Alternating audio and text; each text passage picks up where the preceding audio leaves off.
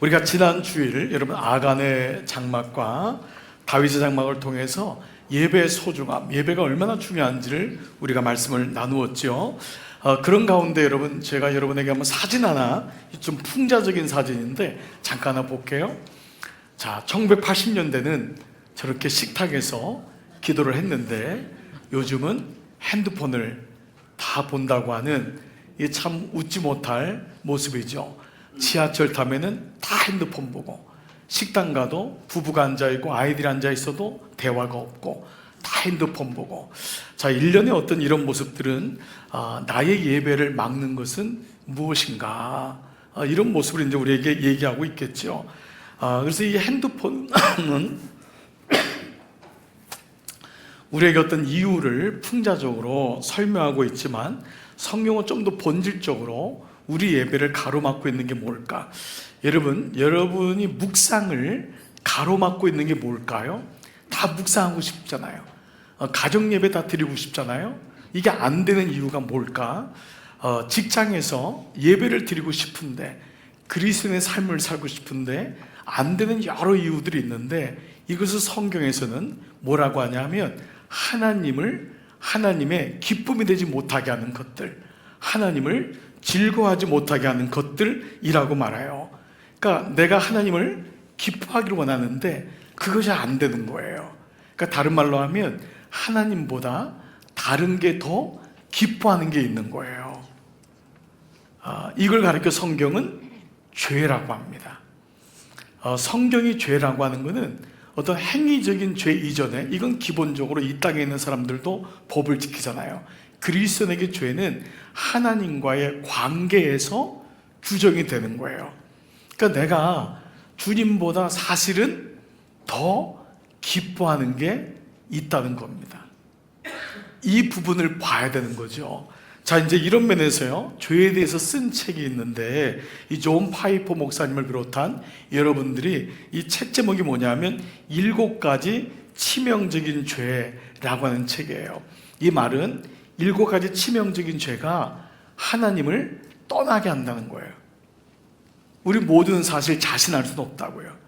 하나님을 떠나게 하는데, 이게 이제 서문에 인류 역사상 가장 많은 그리스도인을 괴롭힌 죄예요. 가장 많은 그리스도인에게 자기도 모르게 있어서 초대교회 때부터 지금까지 알지 못하는 가운데 우리 안에 숨겨져 있는 죄인데, 이 죄가 결국 하나님을 기뻐하지 못하게 하고 하나님과 교제하게 하지 못한다는 거죠.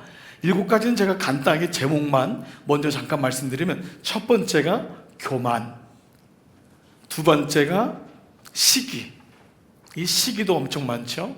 세 번째가 분노, 네 번째가 나태, 다섯 번째가 탐욕, 여섯 번째가 탐식, 7번째가 정욕. 어떤 순서를 꼭 따질 것은 아니지만, 여러분, 이 7가지가 우리의 삶에서 하나님을 기쁘게 하지 못하는, 즐거워하지 못하는 것들이라는 거죠. 여러분, 이 부분은 이제 금요 성령 집회, 이제 다음 주에 야베스 기도가 끝나면은 7가지를 통해서 우리가 왜 이 문제를 가지고 기도해야 되는지를 함께 말씀을 나누도록 하겠습니다. 근데 이 저자는 이렇게 물어요. 혹시 지금 여러분이 지지 말아야지, 여기 빠지지 말아야지 하는데 반복해서 넘어지고 있는 죄가 있습니까? 이러면 대답해 보세요. 여러분이 이 부분을 알고 있어요. 이게 가족으로도 내려오고, 혹은 내가 이게 안 돼, 잘 끊어보려고 하는데 안 되는 죄가 있습니까? 그리고 당신의 기도를 막는 것이 무엇입니까? 라고 묻고 있어요. 당신의 가정 예배를 막고 당신의 예배를 드리고자 하는 마음을 막는 게 무엇인가를 물어요. 그런데 저자는 이렇게 말해요. 우리가 왜 그렇게 이 7가지 죄를 가지고 행동하는지를 알려면은 자신이 무엇을 그리스도보다 기뻐하는지, 다른 말로 하면 무엇이 행복을 가져다 주는 거라고 믿는지를 물어봐야 된대요. 여러분이 무엇이 나에게 행복을 가져다 주는지를 물어봐야 한다. 즉, 우리가 저지르고 있는 죄는 단순히 도덕적 문제가 아니라 기쁨의 문제라는 거예요. 여러분, 이거 굉장히 중요한 관점이거든요. 우리의 문제가 도덕적으로 저 사람 뭐 결혼을 몇 번 했대, 저 사람 뭐 자녀가 어디 뭐 감옥 갔대. 여러분, 이건 유치한 거예요. 이런 부분으로 그냥 남 얘기하지 말고, 세상에 돌아가는 얘기하지 말고, 이 죄의 문제는 기쁨의 문제다. 내가 주님보다 더 기뻐하는 게 뭐냐라는 거예요. 자, 이 부분을 가지고 이제 오늘 여호수아의 이제 관점을, 여호수아를 말씀들을 보면은 이 가나안 땅에서의 이 정복의 과정은 뭐냐면 하나님이 기뻐하지 않는 것들을 점령해 나가는 거예요. 즉 하나님이 기뻐하지 않는 죄와의 싸움인 것을 이 말씀을 통해 알게 됩니다. 그래서 오늘 본문 본문은 요단 저편, 서편, 동편과 서편에 있는 이 나라들을 정복했고 31명의 왕들을 죽인 왕들의 이름이 쭉 나와 있어요. 그래서 여러분 자칫 오늘 말씀을 보면은 이게 무슨 말씀이지? 여기서 묵상을 끄집어내기가 어려운데? 라고 할 수 있습니다. 여러분 특별히 이제 레위기나 역대상 이렇게 이름이 많이 나온 데는 조금은 묵상하기가 어렵게 느껴져요. 근데 그때마다 물어봐야 됩니다. 하나님, 이 구절에서 하나님이 우리에게 뭐라고 말씀하시는지. 그러니까 묵상은 뭐냐면 물어보는 겁니다. 물어야지만 답이 보입니다.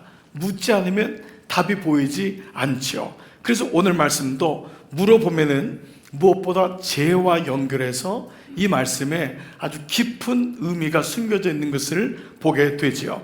자, 이런 의미에서 여호수아가 24장까지 있는데요. 이 여호수아 24장을 크게 두 섹션으로 나누면 1장부터 12장까지가 먼저예요. 이거를 보통 전투하는 교회라고 얘기해요. 그러니까 1장부터는 전쟁을 하는 거예요. 그래서 어제 말씀에 전쟁이 그쳤더라. 그리고 오늘은 종합적으로 쳐 죽인 왕들이 31나라의 왕이 이렇더라요. 그러니까 여호수아는 1장부터 12장까지가 전투하죠. 싸우는 거예요. 그리고 13장 내일부터 24장까지는 땅을 분배받아요. 그래서 이걸 가리켜서 안식하는 교회라고 해요. 이 두 가지 부분이 여호수아 말씀이에요. 이 두 부분으로 보질 않으면 여호수아는 잘 안 보여요. 그런데 여호수아가 보이기 시작하는 거예요. 묵상하면은.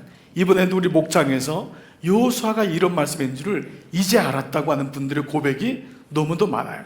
그건 묵상의 열매입니다. 묵상하지 않으면 절대 몰라요. 설교를 듣는 건 잊어버려요. 그러나 내가 아침마다 그 말씀을 묵상하고 기록하고 함께 적용하면은 이 말씀이 우리가 들어오는 거죠. 자, 이런 죄와의 싸움에서 말씀을 보면은 동사들이나 왜 이렇게 잔인한 단어들이 나오는지가 이해가 돼요. 자, 먼저 몇 가지를 한번 볼게요. 지난 목요일 날 우리가 막게다 굴에서 5명의 왕이 숨어 있는 것을 끄집어내요. 그리고 그 사람들을 왕을 다 나무에다가 매달아 죽입니다. 자, 그 말씀 가운데 여호수아 10장 24절 같이 한번 읽을게요. 시작. 그 왕들을 여호수아에게로 끌어내매 여호수아가 이스라엘 모든 사람을 부르고 자기와 함께 갔던 지휘관들에게 이르되 가까이 와서 이 왕들의 목을 발로 밟으라 하매 그들이 가까이 가서 그들의 목을 밟으매. 여러분 좀 이런 단어들은 성경에 안 나오면 좋잖아요. 발로 밟고 진이기고. 근데 여러분 이건 아무것도 아니에요. 자, 10장 여호수아 11장 10절부터 11절. 자, 시작. 하솔은 본래 그 모든 나라의 머리였더니 그때 여호수아가 돌아와서 하솔을 취하고 그 왕을 칼날로 쳐 죽이고 그 가운데 모든 사람을 칼날로 쳐서 진멸하여 호흡이 있는 자는 하나도 남기지 아니하였고 또 하솔을 불로 살랐고. 여러분 이런 말씀들은 계속 나와요. 호흡이 있는 거는 하나도 남기지 말라. 그러니까 어린 아이도 남기면 안 되는 거예요. 짐승과 재물은 취하였지만은 어린 생명도 남기지 말라고 그렇게 말씀해요. 그러면 여러분 여러분 질문이 있죠? 하나님은 분명히 사랑의 하나님인데 어떻게 이렇게 잔인하게 사람을 죽이냐? 그래서 실제로 어떤 분들은 구약을 자기는 안 본대요. 그걸 자랑스럽게 얘기해요. 왜냐하면 거기 나온 하나님은 너무 잔인하기 때문에 어떻게 사랑의 하나님이 이럴 수 있냐라는 거예요. 이거는 여러분 어떻게 생각해야 되죠? 오늘 주제가 뭐라 그랬죠? 물어보면은 답이 보인다라 그랬어요. 물어야지만 답이 보여요. 이유를 물으면. 그러니까 우리가 이 문제를 뭐와 연결시켜서 봐야 되는 거죠? 죄와. 여호수아의 말씀은 표피적으로 이 민족이 가가지고 죄 없는 백성들을 다 도륙하고 죽였다, 이걸로 보면 안 돼요. 그거는 정말 1차원적인 거죠. 성경은 죄와의 싸움에 대한 말씀이 성경에 대한 말씀인 거예요.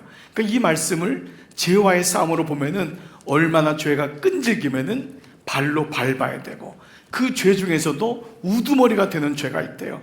그 가정에서도 그 죄가 부모가 졌는데 자녀가 똑같이 져요. 이게 기가 막힌 거예요. 영적으로 이걸 봐야 돼요. 할아버지가 죄 졌는데 아버지를 건너뛰더니 손주가 그 죄를 똑같이 져요. 여러분, 이런 모습을 우리가 영적으로 보지 못하면은, 죄에 대해서 묻지 않으면은 끌려가는 것을 보게 되지요. 자, 일련의 이 부분은 뭐냐? 하나님이 이러신 이유는 구원 때문이에요. 그들을 구원하셔야 되는데 그들을 막고 있는 게 뭐냐면 그들의 죄라는 것을 말씀해요. 그래서 오늘 본문이 12장 1절에 동편, 모세가 올라가서 애굽에서 광야에서 나와서 동편 쪽을 점령해서 왕들을 쳐 죽인 사건이 나오죠. 그게 이제 1절의 말씀인데 한번 같이 볼게요. 이스라엘 자손이 요단 저편 해 돋는 쪽에 있는 걸 쳐 죽인 왕들은 이러하다. 후반절에 보시면은요, 1절 후반절에 쳐 죽인 왕들은 이러하다 라는 말씀이 뒷구절에 나오죠. 그냥 단어도 죽인 게 아니라 쳐 죽인 거예요. 몰살하고. 그 다음에 7절부터는 나오는 게 뭐냐면 여호수아와 이스라엘 자손이 요단 이편곧 서쪽을, 이게 동편과 서쪽이 뭐냐? 여러분, 지도를 보면은 이게 뭔지가 이제 명확하게 드러나요. 한번 지도 한번 볼까요? 자, 이 지도를 보면은 위에가 갈릴리고 밑에가 사해예요. 갈릴리에서 내려오는 강이 저게 요단강인 거예요. 저 요단강을 건넜는데 애굽에서 나와서 광야 생활하던 이스라엘을 데리고 모세가 요 오른쪽으로 온 거예요. 요 오른쪽이 우리나라가 있는 쪽입니다. 이걸 동편이죠. 지중해가 있는 게 서편입니다. 오른쪽이 동쪽인 거예요. 좀 밑으로 올라와 가지고 이쪽을 지금 동쪽을 다 지배했다고 하는, 왕들을 죽였다고 하는 게 오늘 1절에 대한 말씀이에요. 6절까지. 그러면 그 다음에 요단강을 건너서 처음에 만난 게 뭐죠? 여리고. 보이시죠? 아이. 보시죠? 네, 그렇게 한 다음에 거기서 그 위에 보면은 그리심산, 또 무슨 산이 있죠? 네, 에발산. 거기가 지난 주일날 말씀했던 게 6지파씩 거기서 모여서 축복과 저주를 선언했던 게 바로 저 산들입니다. 그리고 이제 위로 올라가서 마지막 저 북쪽을 점령했는데 이 모든 왕들이 몇 명이냐면 31명이었더라. 그래서 오늘 이 말씀이, 그래서 마지막 24절, 오늘 9절부터 24절까지가 하나는 이런 왕이다, 하나는 이런 왕이다, 일일이 얘기하는데 3절의 말씀, 4절의 말씀이 하나는 디르사 왕이라 모두 31 왕이었더라. 이렇게 말씀이 마무리가 되고 있어요. 마치 우리가 발로 밟고 우두머리, 우리 가정의 가장 큰 죄가 무엇인지를 알아내고 몰살시켜야 되고 호흡이 있는 건 다 죽여야 하는 그런 죄의 항목들이 무엇인지를 여실하게 보여줘요. 처음에 교회 나올 때는 그냥 마음의 평안을 위해서 나와요. 잘 몰라요, 사실. 여러분 중에도 지금 그런 분이 있을 수 있어요. 괜찮아요. 그런데 어느 날 세례를 받고 성령이 동행하고 내가 하나님 나라를 알게 되면은 이것이 죄와의 싸움이라는 것을 알게 돼요. 그때 비로소 영적 전쟁이라는 단어를 깨닫게 돼요. 남편을 미워하는 것이 아니라 남편 뒤에 진을 치고 있는 악한 영의 세계를 아내가 보고 기도하게 돼요. 아이를 미워하는 것이 아니라 이 아이에게 붙잡혀 있는 무슨 영이 있는지를 물어보게 되고 기도하게 돼요. 이것을 가리켜서 영적 전쟁이라고 해요. 성경은 31명의 무고한 왕을, 인간을 쳐 죽였다는 것이 아니라 31개가 넘을 정도로 우리에게 무수히 있는 영적 전쟁을 노는 당신은 알고 있냐라는 것을 묻고 있지요. 그것을 다 쳐 죽였다는 거예요. 그러면 11장 마지막 말씀에서 쳐 죽였다, 끝났다라는 말씀이 나오는데, 자, 이 말씀이 마치 이런 거예요. 11장에서 왕들을, 오늘 죽인 왕들이 다 끝나잖아요. 그러면 전쟁은 끝난 건가요? 우리가 다 죽였으니까. 근데 이게 바로 구속사적으로 보는 거예요. 예수 그리스도께서 오심으로 죄의 문제를 완벽하게 그가 십자가에서 승리하셨단 말이에요. 그러나 우리는 이 땅에서 여전히 주님 앞에 갈 때까지는 죄와 싸워야 됨을 말씀하고 있어요. 이걸 가리켜서 신학적인 용어로 뭐라 하냐면 이미와 아직 사이에서라고 해요. already. 이미 주님이 십자가에 못 박혀 죽으심으로 우리 죄의 문제를 해결하셨어요. 악한 영을 향해서 마귀를 싸워서 이기신 거예요. 이게 십자가의 승리란 말이에요.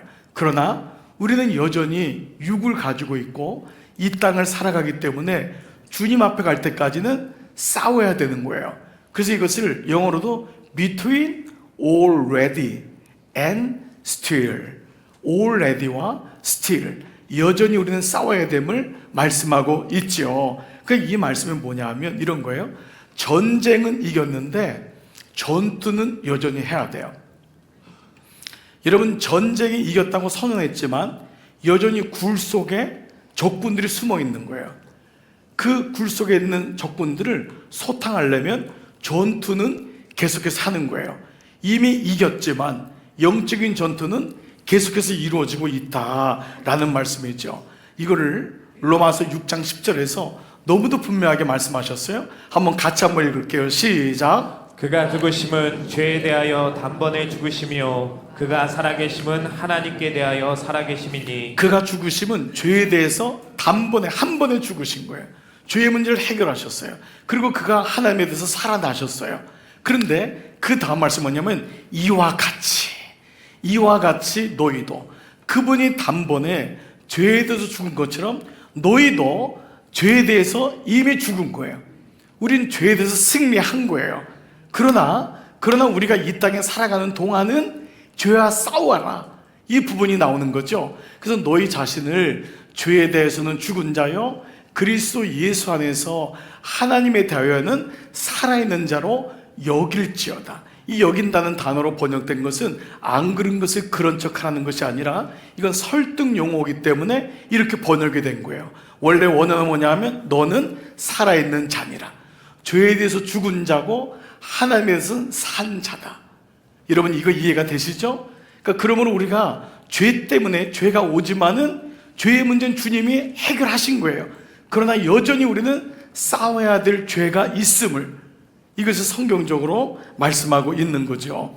자, 그래서 아까 말씀드린 대로 1장부터 12장까지의 주제가 뭐라 그랬죠? 전투하는 교회라고 했죠. 싸워야 된다는 거예요. 그러면 여러분에게 한번 질문을 또 해볼게요.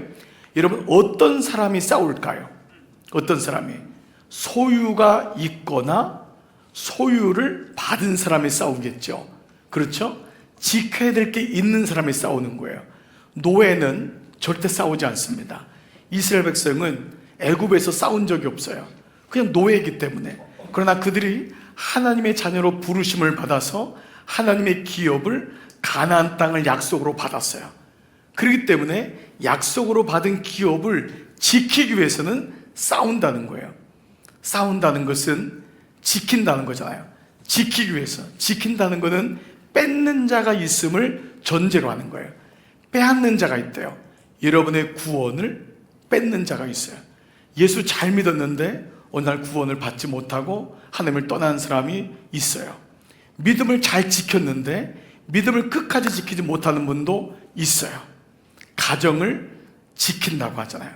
뺏는 자가 있다는 거예요. 배우자를 지킨다는 말 하잖아요. 자녀를 지킨다. 건강도 지킨다. 직분도 지킨다. 이 말은 빼앗는 자가 있음을, 당신은 영적인 전쟁에 대해서 얼마나 민감한지를 물어보고 있는 거예요. 지금도 영적 전쟁을 하고 있는가라는 거죠. 자, 이런 의미에서 본다면 여호수아는 바로 나의 구원, 나의 믿음, 이것을 지켜나가는 구속사적으로 보는 것이 너무도 명확하다는 거죠. 자, 우리가 아까 왕들의 이야기가 31명의 인간적인 왕이 아니라 그들이 죄의 상징인 것을 우리에게 보여준다면 왜 여호수아가 구속사적인 말씀이냐 하면 여호수아란 단어는 히브리어예요. 히브리어로 여호수아예요. 제호바, 여호와 똑같은 언어예요. 여호수아인데 이 여호수아를 신약은 히란말로 됐잖아요. 신약에 히란말로 음역으로 여호수아가 뭐냐면 예수예요. 여호수아가 예수하고 똑같은 단어예요. 그래서 이 여호수아를 뭐라고 하냐면 구약의 예수라고 하는 거예요. 그래서 예수님이 이 땅에 오셔서 우리의 모든 죄의 문제를 해결해 주신 것처럼 여호수아가 말씀을 따라 언약을 따라 가나안 땅을 들어가기 전까지 모든 왕들을 쳐 죽이는 이런 일련의 사건들은 정복의 이야기가 아니라 죄와의 싸움이고 그 가운데 하나님의 언약을 가지고 순종하느냐 순종하지 아니하느냐라고 하는 눈으로 본다면 여호수아는 그 다음부터 영적인 언어로 보이기가 시작한다는 것입니다. 그래서 여러분 어제 말씀이 12장 마지막 절이 23절인데 오늘 12장은 쳐 죽인 왕들의 이름이 31명이 나오고 실제로는 어저께 11장 23절에서 말씀이 마무리가 돼요. 자, 한번 마무리되는 말씀 한번 읽어볼게요. 시작. 이와 같이 여호수아가 여호와께서 모세에게 말씀하신 대로 그 온 땅을 점령하여 이스라엘 지판의 구분에 따라 기업으로 주매 그 땅의 전쟁이 그쳤더라. 자, 그 땅의 전쟁이 그쳤다는 건 승리했다는 거잖아요. 그런데 그 앞에 있는 말씀을 한번 볼게요. 자, 이와 같이는 1장부터 11장 말씀을 다 얘기한 거예요. 너희가 이렇게 열심히 싸웠는데 이렇게 싸웠는데 그 결과가 뭐냐 하면 그 이유는 여호수아가 여호와께서 모세에게 말씀하신 대로 이 말을 그대로 한다면 언약을 따라 여호수아가 하나님이 말씀하신 그 언약 가나안 땅을 너희의 기업으로 줄 것이다 라고 하는 그 언약 믿고 애굽에서 나온 거예요. 이스라엘은 군대가 아니에요. 노예였단 말이에요. 그들이 이길 방법은 아무것도 없는 거예요. 한 가지밖에 없어요. 약속을 믿고 온 거거든요. 그 언약을 따라서 온 땅을 점령했더니 이스라엘 지파의 구분에 따라서 그들에게 나눠주고 마침내 기업으로 주매 그 땅의 전쟁이 그쳤더라. 여러분 이 말씀은 우리에게 전쟁의 승리의 원인이 뭐라는 걸 말씀하시죠? 기업이라는 거예요. 언약이라는 거예요. 그 언약을 따라서 그대로 행했더니 전쟁이 그쳤더라. 어떻게 싸움에서 이길 수 있다고요? 언약 때문에. 언약 때문에. 그 약속 때문에. 이게 그리스도에게 주어진 가장 중요한 승리의 비밀인 것입니다. 내 힘이 아니고 내 재주가 아니고 능력이 아니고. 그래서 우리가 매일마다 이 언약을 말씀을 묵상하는 이유가 이렇게 중요한 거예요. 여러분이 일주일 동안 말씀을 묵상하지 않으면 절대 이길 수가 없어요. 좀 똑똑한 거 가지고 버티긴 버텨요. 좀 대학나온 거, 여러분들의 경험, 요거 가지고 버티긴 버텨요. 그러나 여러분 가정에서 이길 수 없어요. 부부 사이에 언약이 없으면 절대 부부가 될 수가 없어요. 몸은 같이 있어도 영적으로는 부부가 안 되는 거 잘 들으셔야 돼요. 여러분 자녀를 여러분이 혈육으로 낳았을지라도 언약이 없으면 절대 자녀하고 하나가 될 수 없어요. 여러분 마찬가지예요. 하나님 언약이 승리를 주셨구나. 그래서 매일마다 언약을 읽는 이유가 여기 있는 거예요. 다윗을 하나님이 기뻐하시고 다윗의 장막을 하나님이 가장 가고 싶은 곳이라고 했던 것은 다윗을 예뻐해서가 아니에요. 다윗이 언약궤를 귀하게 여기기 때문이에요. 언약궤, 잃어버린 언약궤를 다윗은 데려왔거든요. 가져왔거든요. 거기다 텐트를 친 거를 다윗의 장막이라고 한 거예요. 하나님의 언약을 다윗은 잊지 않았던 거예요. 요단강을 건널 때 어떻게 했죠? 제사장들이 언약궤를 메고 요단강에 들어간 거예요. 제사장들 때문이 아니라 제사장들이 맨 언약궤 때문에. 그래서 200만 명이 넘는 이스라엘 백성들이 요단강을 건너면서 어떤 생각을 했을까요? 저 언약 때문에 우리가 이 강을 건너는구나. 이거를 보여준 거예요. 여리고성을 돌 때 나팔을 불게 하면서 나팔 바로 뒤에 언약궤가 따라간 거예요. 너희는 1절 얘기하지 마라. 불평도 하지 마라. 안 된다고 얘기하지 마라. 너희 힘이 아니라 언약궤가, 말씀이 이 성을 무너뜨릴 거다. 성경이 계속해서 얘기하고 있는 거예요. 그러므로 그리스도인은 주일날 예배만 오는 사람이 아닌 거예요. 이 주일은 상징적인 거예요. 오늘 말씀을 받아서 일주일 동안 매일마다 말씀 언약을 따라서 가겠다고. 주님, 오늘 말씀은 왜 주셨죠? 이유는 뭐죠? 물어보면서 답을 구하는 인생, 그것이 바로 언약 공동체라는 거예요. 본질적으로 우리는 혈육 공동체가 아니에요. 인간은 어쩔 수 없이 피는 물보다 진하다고 합니다. 그래서 피끼리 모여요. 김씨, 박씨, 장씨, 최씨 왠지 가깝고. 우리는 혈육 공동체. 그러나 말씀에는 혈육 공동체가 아니에요. 모든 이방 사람들이 예수 그리스도의 말씀으로 모이는 언약 공동체임을 성경은 계속해서 말씀하고 있는 거예요. 그래서 이 언약 공동체에 눈을 뜨면은 교회가 보이기 시작해요. 언약 공동체에 눈을 뜨면 가족이 보여요. 부부가 엄밀하게 남남이에요. 부부는 촌수가 없어요. 그런데 그 부부가 끝까지 가정을 지키고 하나가 될 수 있는 것은 언약 때문이에요. 여러분, 많은 사람들이 있는데 굳이 목사님을 모셔다가 결혼 주례를 하는 것은 목사가 오니까 좋으니까가 아니에요. 그 목사를 통하여 우리 남남인 우리 사이에 언약이 세워진다는 것을 고백하기 때문이에요. 저희 가정의 부모님들 중에 자녀들을 결혼시키는 가정들이 상당히 많습니다. 근데 그 부모님들의 마음 아픈 게 뭐냐 하면 이 아이들이 믿음이 없으니까 자기들끼리 결혼하겠대요. 그래서 엄마가 얘야, 목사님 모시고 말씀을 들어야 된다. 그 말씀은요, 언약인 거예요. 너희에게 너희 둘의 사랑으로는 안 된다. 너희 둘 가운데 목사님이 오셔서 말씀을 선포하고 언약이 있어야지만 살아갈 수 있다. 이것이 언약인 거예요. 그때 남남인 두 사람이 우리는 언약이구나. 그래서 결혼식을 영어로는요, 그냥 웨딩 서비스라고 하잖아요. 웨딩 커버넌트라고 해요. 커버넌트는 언약이거든요. 예배를 통하여, 결혼식을 통하여 언약을 맺는다는 거예요. 그러면 거기서 나온 자식도 내가 낳았으니까 내 새끼, 내 자식이지만 성경은 부모를 떠나보내래요. 장성한 다음에. 그 부분이 뭐냐면 이 아이들은 부모의 사랑을 받지만 하나님의 언약 아래에 거해야 된다. 언약 공동체가 되고 언약 백성이 된다는 것을 말씀하고 있어요. 사랑하는 여러분, 여러분의 가정은 말씀이 없으면 혈육 공동체예요. 그거는 오래 못 가요. 죽으면 땡이에요. 갈라질 수도 있어요. 그러나 하나님의 깨지지 않고 영원하신 말씀이 부부 사이에 가정 가운데 예배를 통해 들어오면은 그 가정이 바로 다윗의 장막, 언약의 장막이 되는 줄 믿습니다. 그래서 이게 이렇게 소중한 거예요. 여러분, 왜 우리가 대신방하고 이런 1년에 목사님 모시고 같이 예배를 드리고 언약을 심는 거예요? 우리 집은 언약 공동체다. 여러분의 집은 혈육 공동체입니까? 언약 공동체입니까? 하나는 언약이 있으면, 말씀이 있으면 돼요. 그러므로 말씀을 가진 사람은 절대 포기하면 안 돼요. 남편이 안 나온다고, 아내가 안 나온다고, 아이가 안 나온다고 포기하면 안 돼요. 제사장이 끝까지 요단강에서 언약궤를 들쳐매고 있었던 거예요.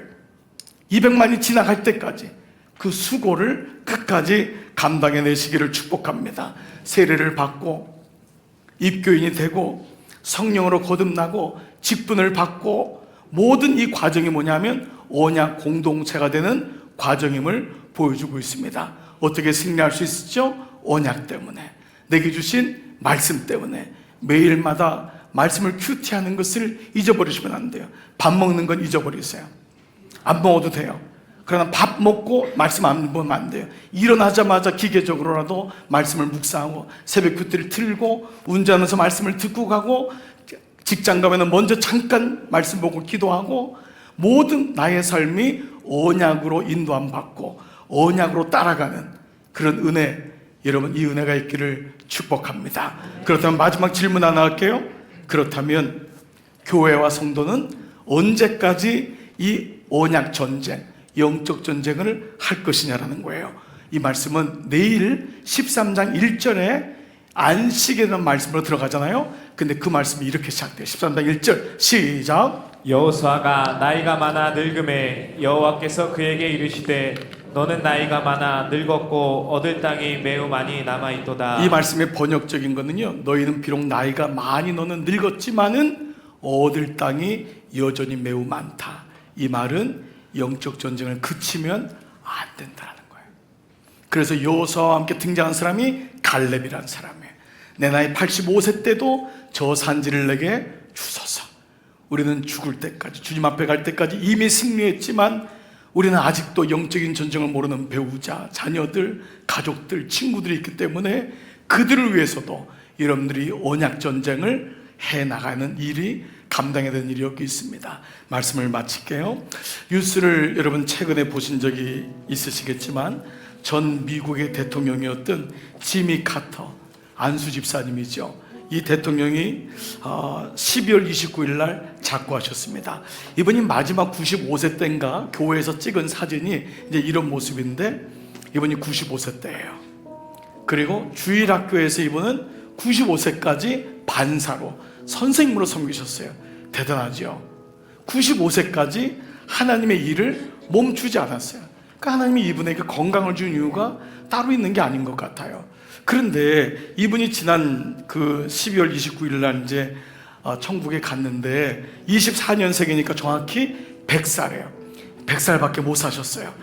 그렇지만 이분이 지금부터 44년 전이고 대통령도 보통 미국 대통령 8년 하거든요. 2번이나 하는데 이분은 4년밖에 못했어요. 그런데도 지금 미국 대통령이 링컨 다음으로 가장 그리워하고 존경하는 분이 카터 대통령이에요. 실제로 이분은 4년 동안 대통령 임기 때는 별 대수롭게 일을 많이 못했어요. 박정희 대통령 때 이분이 했잖아요. 월남전하고 할 때. 그런데 이분이 요번에 장례식을 1월 7일 날 했는데 장례식에 2006년도에 돌아가셨던 자기의 정치적인 정적이었던 포드 대통령, 그분은 2006년에 돌아가셨는데 그분의 셋째 아들이 추모사를 읽었어요. 아버지가 쓴 추모사를. 이분들이 대통령이 다 끝난 다음에 서로 너무 좋은 친구가 되었어요. 그러면서 뭐라고 했냐면 우리 둘 중에 먼저 죽는 사람이 있으면 먼저 와서 추모사를 해주고, 그리고 추모사를 미리 써주자. 포드가 먼저 돌아가셨어요. 그때 카터 대통령이 가서 추모사를 정말 잘해줬어요. 근데 이번에 이 카터 대통령이 죽었는데 포드 대통령이 미리 써놓은 거였어요. 그거를 셋째 아들이 장례식에서 막 얘기했는데 얼마나 유머스럽게, 얼마나 그리워하고 당신은 정말 하나님의 사람이었다고 그 고백을 하면서 마지막에 뭐라고 했냐면은 이제 수고 많았으니 이제 얼른 오십시오. 이제 얼른 오십시오. 너무 수고 많았다고 이제 얼른 오십시오. 그런데 이 카터 대통령이 많은 사람에게 존경을 받은 것은 여러분 아시는 대로요, 95세까지 뭘 했냐면 평일에는 홈리스 피플, 무주택자를 위한 헤비타트 운동, 집을 건축하는 걸 95세까지 망치를 들고 다닌 거예요. 하나님은 그렇게 건강을 주신 거예요. 그리고 주일에는 어김없이 고향 조지아의 이 플레인스 침례교회 바로 교사로 섬기셨던 거예요. 근데 어느 날 이분에게 한 번은 기자가 왜 아직도 일하고 가르치세요? 라고 물었어요. 아니 95세가 됐는데도 왜 아직도 일하고 가르치세요? 라고 물었더니 이분이 이렇게 대답했어요. 바로 그 질문이 나를 여기까지 오게 했습니다. 나도 늘 묻는답니다. 하나님, 왜 아직도 저를 일하게 하시고 가르치게 하시나요? 하나님 왜 나에게 아직도 건강을 주시나요? 왜 하나님 저를 이렇게 후대하시나요? 왜 저에게 이 아이를 주셨나요? 왜 저에게 이런 또 고난이 오고 있나요? 왜 저의 삶은 어떻게 하면 좋나요? 막연하게 살지 않고 물었더니 답이 보이더랍니다. 사랑하는 여러분, 묻는다는 것은 사랑해야지만 물을 수 있습니다. 가까워야지만 물을 수 있습니다. 하나님은 멀리 계신 저 하나님이 아니에요. 늘 하나님께 말씀을 통해 주님, 제가 이게 궁금합니다. 왜 요즘 저에게 이런 일이 있나요? 또 너무 감사할 때도 주님 너무 감사해요. 내가 뭔데 이렇게 건강 주시고 이렇게 후대하세요. 나에게 이런 자녀를 주셨어요. 너무 고마워요.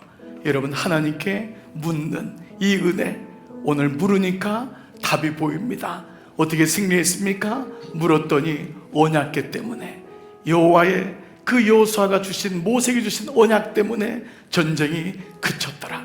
언제까지 싸워야 되냐고요? 주님 앞에 갈 때까지 우리는 싸워나가는 믿음의 역사가 계속해서 이루어질 줄 믿습니다. 여러분, 이번 한 주간도 매일마다 말씀을 묵상하면서 물으시기 바랍니다. 하나님은 어떤 분이세요? 나에게 정할 것은 무엇이에요? 내게 기도를 가르쳐 주세요. 그때마다 하나님은 어김없이 지혜를 주시고 여러분을 인도하실 것입니다. 이번 한 주 하나님의 은혜가 여러분과 함께 하시기를 주님의 이름으로 축복합니다. 아멘. 말씀과 노트 다 드시고 자리에서 한번 다 일어나 보시겠습니다. 여러분, 이 시간 우리가 찬양할 것은 우리가 요즘 금요 성령 집회 때 이 기도하는 야베스의 기도, 이 찬양입니다. 우리 한동안 이 찬양을 좀 많이 부를 것 같아요. 몇 주 동안 우리 야베스의 기도는, 야베스가 하나님 왜 나에게 보고의 복을 주셨나요? 왜 나의 지경을 넓혀주시나요? 왜 나에게 주의 손을 덮어주시나요? 왜 내가 환난을 피하여 근심 걱정 없게 하시나요? 이 은혜를 묻고 있습니다. 이 찬양 우리 좀 안 보고도 부를 수 있는 찬양이에요. 함께 찬양하며 주 앞에 나가십시다. 원컨대 주께서 나에게 복의 복을 더하사 나의 지경을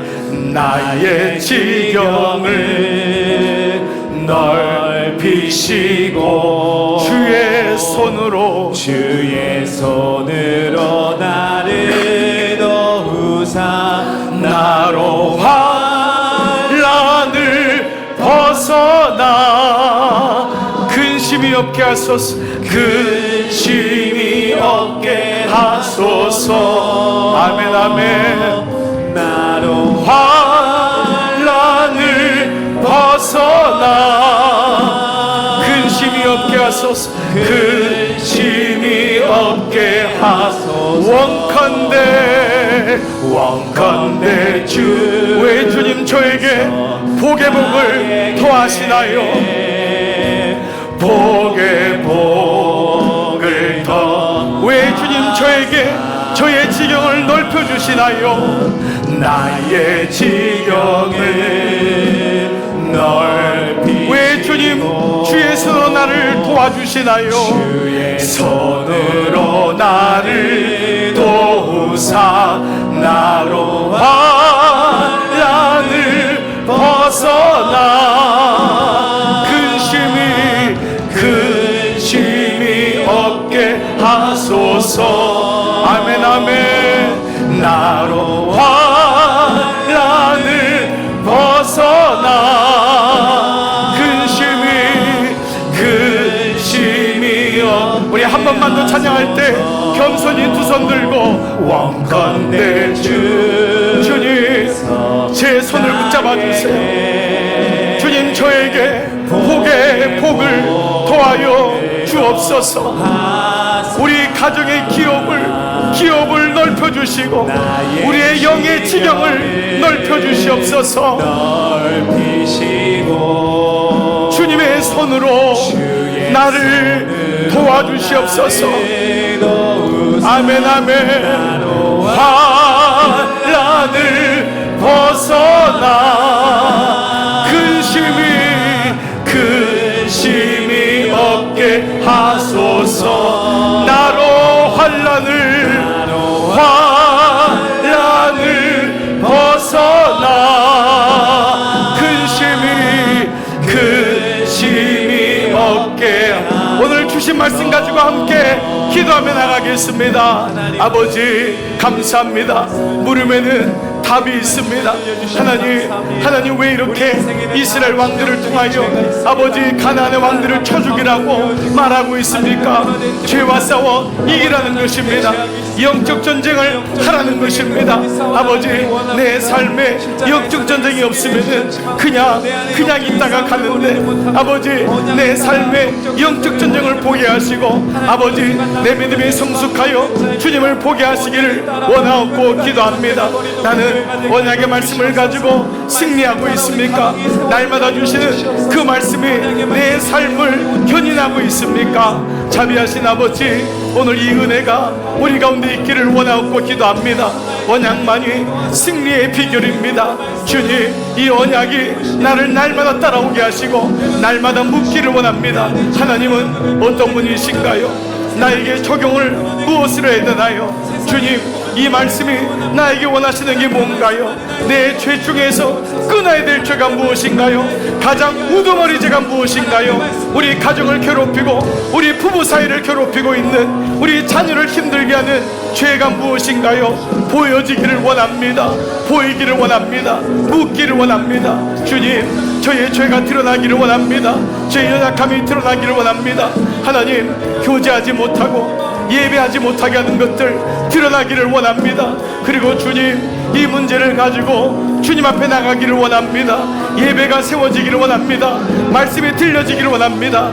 큐티하는 가정, 큐티하는 아버지, 큐티하는 어머니, 말씀이 우리 삶에 깊이 뿌리를 내리게 하여 주시옵소서. 살아계신 아버지, 감사합니다. 하나님께서 왜 이렇게 왕들의 이름을 적어놓고 우리에게 몰살시키라고 쳐죽이라고 밟으라고까지 이렇게 말씀하시나요? 죄가 있는 이상은 하나님과의 교제가 깊어질 수 없고 우리가 종교적으로 머물 수밖에 없기 때문에 주님, 이렇게 왕들의 이야기를 통해서 잔인하게끔 정도까지 죽이라고 말씀하고 있습니다. 하나님, 물어봅니다. 우리 가정에 이어져 내려오는 죄는 무엇입니까? 우리 부부 사이에 있는 죄는 무엇입니까? 나로 하여금 예배와 교제를 멈추게 하는 죄는 무엇입니까? 나로 종교인이 되게 하는 죄는 무엇입니까? 하나님, 오늘 나의 죄가 드러나게 하시고 이것이 이길 수 있는 유일한 이유는 바로 언약임을 잊지 말게 하셔서 우리 가정이 언약 공동체 되게 하시고 우리 부부가 언약의 부부 되게 하시고 우리 자녀 가운데 언약이 세워질 수 있는 은혜 주시기를 원하옵고 기도합니다. 언약 공동체로 우리를 불러주심을 감사합니다. 우리 교회는 하나님의 언약 공동체입니다. 주님, 나이가 들고 연로할지라도, 아니 젊을지라도 끝까지 영적 전쟁 포기하지 말고 싸워 승리하는 우리 모두로 인도하여 주시옵소서. 한 주간 동안 열심히 싸우겠습니다. 그리고 주일날 와서 승전보를 올리겠습니다. 주님, 사랑하는 종들 한 분 한 분을 마음껏 축복하여 주시옵소서. 파송합니다. 이제는 성부와 성자와 성령의 은총이 언약 백성이 된 언약 공동체에 있는 모든 종들 위에 이제로부터 영원토록 함께 하시기를 간절히 축원하옵나이다. 아멘.